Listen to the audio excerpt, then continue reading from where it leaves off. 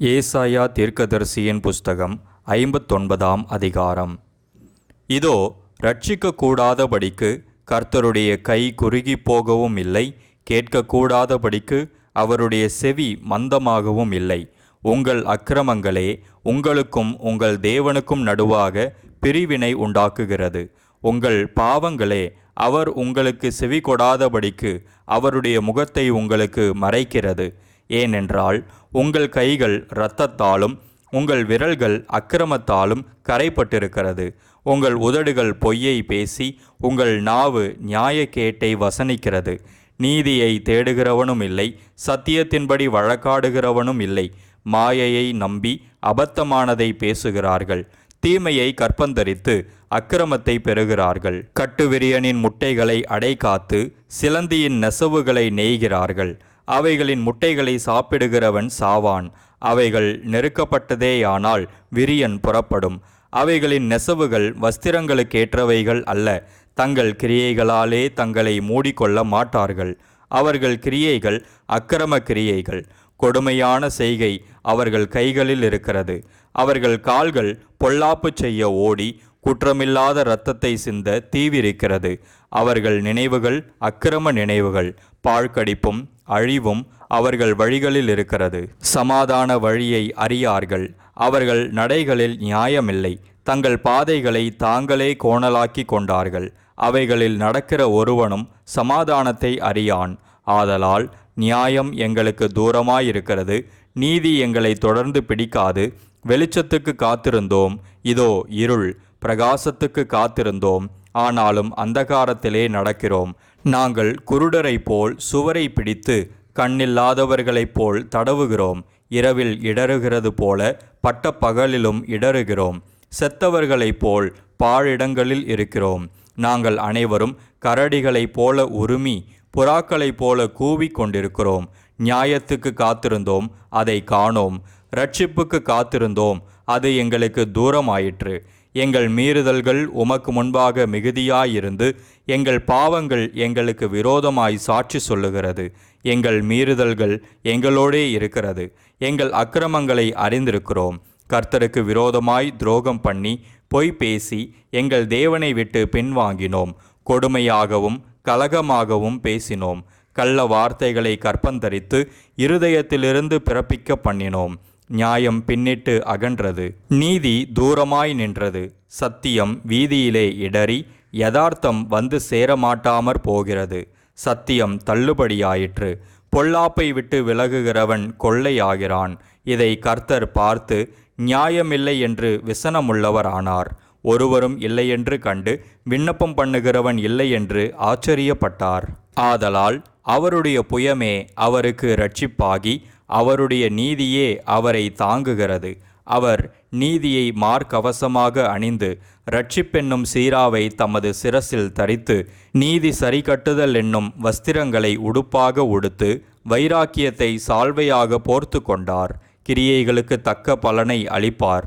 தம்முடைய சத்துருக்களிடத்தில் உக்கிரத்தை சரிகட்டி தம்முடைய பகைஞருக்கு தக்க பலனையும் தீவுகளுக்கு தக்க பலனையும் சரிகட்டுவார். அப்பொழுது சூரியன் அஸ்தமிக்கும் திசை தொடங்கி கர்த்தரின் நாமத்துக்கும் சூரியன் உதிக்கும் திசை தொடங்கி அவருடைய மகிமைக்கும் பயப்படுவார்கள். வெள்ளம் போல சத்துரு வரும்போது கர்த்தருடைய ஆவியானவர் அவனுக்கு விரோதமாய் கொடியேற்றுவார். மீட்பர் சீயோனுக்கும் யாக்கோபிலே மீறுதலை விட்டு திரும்புகிறவர்களுக்கும் வருவார் என்று கர்த்தர் சொல்லுகிறார். உன்மேல் இருக்கிற என் ஆவியும் நான் உன் வாயில் அருளிய என் வார்த்தைகளும் இது முதல் என்றென்றைக்கும் உன் வாயிலிருந்தும் உன் சந்ததியின் வாயிலிருந்தும் உன் சந்ததியினுடைய சந்ததியின் வாயிலிருந்தும் நீங்குவதில்லை என்று கர்த்தர் சொல்லுகிறார். இது எனக்கு அவர்களோடிருக்கும் என் உடன்படிக்கை என்று கர்த்தர் சொல்லுகிறார். ஏசாயா தீர்க்கதரிசியின் புஸ்தகம் 60ஆம் அதிகாரம். எழும்பி பிரகாசி, உன் ஒளி வந்தது. கர்த்தருடைய மகிமை உன்மேல் உதித்தது. இதோ, இருள் பூமியையும் காரிருள் ஜனங்களையும் மூடும். ஆனாலும் உன்மேல் கர்த்தர் உதிப்பார். அவருடைய மகிமை உன்மேல் காணப்படும். உன் வெளிச்சத்தின் இடத்துக்கு ஜாதிகளும் உதிக்கிற உன் ஒளியினிடத்துக்கு ராஜாக்களும் நடந்து வருவார்கள். சுற்றிலும் உன் கண்களை ஏறெடுத்து பார். அவர்கள் எல்லாரும் ஏகமாய் கூடி உன்னிடத்திற்கு வருகிறார்கள். உன் குமாரர் தூரத்திலிருந்து வந்து உன் குமாரத்திகள் உன் பக்கத்திலே வளர்க்கப்படுவார்கள். அப்பொழுது நீ அதை கண்டு ஓடி வருவாய். உன் இருதயம் அதிசயப்பட்டு பூரிக்கும். கடற்கரையின் திரளான கூட்டம் உன் வசமாக திரும்பும். ஜாதிகளின் பலத்த சேனை உன்னிடத்துக்கு வரும். ஒட்டகங்களின் ஏராளமும் மீதியான் ஏப்பாத் தேசங்களின் வேகமான ஒட்டகங்களும் உன்னை மூடும். சேபாவில் உள்ளவர்கள் யாவரும் பொன்னையும் தூபவர்க்கத்தையும் கொண்டு வந்து கர்த்தரின் துதிகளை பிரசித்தப்படுத்துவார்கள். கேதாரின் ஆடுகளெல்லாம் உன்னிடத்தில் சேர்க்கப்படும். நெபாயோத்தின் கடாக்கள் உன்னை சேவித்து அங்கீகரிக்கப்பட்டதாய் என் பலிபீடத்தின் மேல் ஏறும். என் மகிமையின் ஆலயத்தை மகிமைப்படுத்துவேன். மேகத்தைப் போலவும் தங்கள் பலகனி துவாரங்களுக்கு தீவிரிக்கிற புறாக்களைப் போலவும் பறந்து வருகிற இவர்கள் யார்? தீவுகள் எனக்கு காத்திருக்கும்.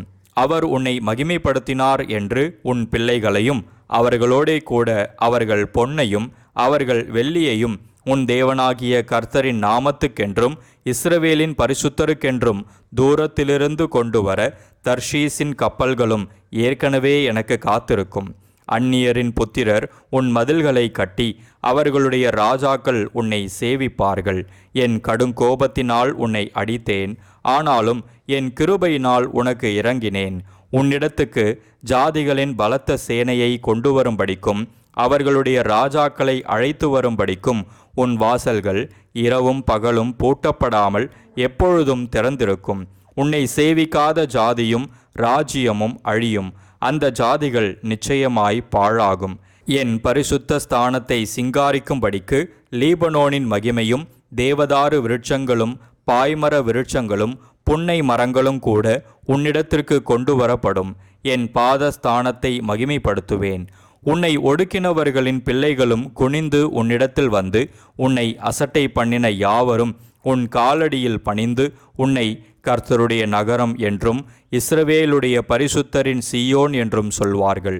நீ நெகிழப்பட்டதும் கைவிடப்பட்டதும் ஒருவரும் கடந்து நடவாததுமாயிருந்தாய். ஆனாலும் உன்னை நித்திய மாட்சிமையாகவும் தலைமுறை தலைமுறையாயிருக்கும் மகிழ்ச்சியாகவும் வைப்பேன். நீ ஜாதிகளின் பாலை குடித்து ராஜாக்களின் முளைப்பாலையும் உண்டு. கர்த்தராகிய நான் இரட்சகர் என்றும் யாக்கோபின் வல்லவர் உன் மீட்பர் என்றும் அறிந்து கொள்வாய். நான் வெண்கலத்துக்கு பதிலாக பொன்னையும் இரும்புக்கு பதிலாக வெள்ளியையும் மரங்களுக்கு பதிலாக வெண்கலத்தையும் கற்களுக்கு பதிலாக இரும்பையும் வரப்பண்ணி உன் கண்காணிகளை சமாதானமுள்ளவர்களும் உன் தண்டற்காரரை நீதியுள்ளவர்களும் ஆக்குவேன். இனி கொடுமை உன் தேசத்திலும் அழிவும் நாசமும் உன் எல்லைகளிலும் கேட்கப்பட மாட்டாது. உன் மதில்களை இரட்சிப்பென்றும் உன் வாசல்களை துதியென்றும் சொல்லுவாய். இனி சூரியன் உனக்கு பகலிலே வெளிச்சமாயிராமலும் சந்திரன் தன் வெளிச்சத்தால் உனக்கு பிரகாசியாமலும் கர்த்தரே உனக்கு நித்திய வெளிச்சமும் உன் தேவனே உனக்கு மகிமையுமாயிருப்பார். உன் சூரியன் இனி அஸ்தமிப்பதும் இல்லை, உன் சந்திரன் மறைவதும் இல்லை.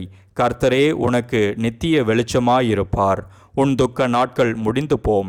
உன் ஜனங்கள் யாவரும் நீதிமான்களும் என்றைக்கும் பூமியை சுதந்தரிக்கும் குடிகளும் நான் நட்ட கிளைகளும் நான் மகிமைப்படும்படி என் கரங்களின் கிரியைகளுமாயிருப்பார்கள். சின்னவன் 1000 சிறியவன் பலத்த ஜாதியும் ஆவான். கர்த்தராகிய நான் ஏற்ற காலத்தில் இதை தீவிரமாய் நடப்பிப்பேன். ஏசாயா தீர்க்கதரிசியின் புஸ்தகம் 61 அதிகாரம். கர்த்தராகிய தேவனுடைய ஆவியானவர் என் மேல் இருக்கிறார். சிறுமைப்பட்டவர்களுக்கு சுவிசேஷத்தை அறிவிக்க கர்த்தர் என்னை அபிஷேகம் பண்ணினார். இருதயம் நொறுங்குண்டவர்களுக்கு காயங்கட்டுதலையும் சிறைப்பட்டவர்களுக்கு விடுதலையையும் கட்டுண்டவர்களுக்கு கட்டவிழ்த்தலையும் கூறவும், கர்த்தருடைய அனுக்கிரக வருஷத்தையும் நம்முடைய தேவன் நீதியை சரிக்கட்டும் நாளையும் கூறவும், துயரப்பட்ட அனைவருக்கும் ஆறுதல் செய்யவும், சீயோனிலே துயரப்பட்டவர்களை சீர்படுத்தவும், அவர்களுக்கு சாம்பலுக்கு பதிலாக சிங்காரத்தையும் துயரத்துக்கு பதிலாக ஆனந்த தைலத்தையும் ஒடுங்கின ஆவிக்கு பதிலாக துதியின் உடையையும் கொடுக்கவும் அவர் என்னை அனுப்பினார். அவர்கள் கர்த்தர் தம்முடைய மகிமைக்கென்று நாட்டின நீதியின் விருட்சங்கள் எண்ணப்படுவார்கள். அவர்கள் நெடுங்காலம் பாழாய் கிடந்தவைகளை கட்டி பூர்வத்தில் நிர்மூலமானவைகளை எடுப்பித்து தலைமுறை தலைமுறையாய் இடிந்து கிடந்த பாழான பட்டணங்களை புதிதாய் கட்டுவார்கள். மறுஜாதியார் நின்று கொண்டு உங்கள் மந்தைகளை மேய்த்து, அந்நிய புத்திரர் உங்கள் பண்ணை ஆட்களும் உங்கள் திராட்சத் தோட்டக்காரருமாயிருப்பார்கள். நீங்களோ கர்த்தரின் ஆசாரியர் என்று சொல்லப்படுவீர்கள். உங்களை நமது தேவனுடைய பணிவிடைக்காரர் என்பார்கள். நீங்கள் ஜாதிகளின் செல்வத்தை அனுபவித்து அவர்கள் மகிமையை கொண்டு மேன்மை பாராட்டுவீர்கள். உங்கள் வெட்கத்துக்கு பதிலாக 2 தணையாய் பலன் வரும். லட்சைக்கு பதிலாக தங்கள் பாகத்தில் சந்தோஷப்படுவார்கள். அது நிமித்தம் தங்கள் தேசத்தில் இரட்டிப்பான சுதந்திரம் அடைவார்கள். நித்திய மகிழ்ச்சி அவர்களுக்கு உண்டாகும். கர்த்தராகிய நான் நியாயத்தை விரும்பி கொள்ளை பொருளினால் இடப்பட்ட தகன பலியை வெறுக்கிறேன். நான் அவர்கள் கிரியையை உண்மையாக்கி அவர்களோடே நித்திய உடன்படிக்கை பண்ணுவேன். அவர்கள் சந்ததியானது ஜாதிகளின் நடுவிலும் அவர்கள் சந்தானமானது ஜனங்களின் நடுவிலும் அறியப்பட்டிருக்கும். அவர்களை பார்க்கிற யாவரும் அவர்கள் கர்த்தரால் ஆசீர்வாதம் பெற்ற சந்ததி என்று அறிந்து கொள்வார்கள். கர்த்தருக்குள் பூரிப்பாய் மகிழுகிறேன். என் தேவனுக்குள் என் ஆத்துமா களி கூர்ந்திருக்கிறது. மணவாளன் ஆபரணங்களினால் தன்னை அலங்கரித்து கொள்ளுகிறதற்கும் மணவாட்டி நகைகளினால் தன்னை சிங்காரித்து கொள்ளுகிறதற்கும் ஒப்பாக அவர் இரட்சிப்பின் வஸ்திரங்களை எனக்கு உடுத்தி நீதியின் சால்வையை எனக்கு தரித்தார். பூமி தன் பூண்டுகளை விளைவிப்பது போலவும் தோட்டம் தன்னில் விதைக்கப்பட்டவைகளை முளைவிப்பது போலவும் கர்த்தராகிய ஆண்டவர் எல்லா ஜாதிகளுக்கும் முன்பாக நீதியையும் துதியையும் முளைக்க பண்ணுவார்.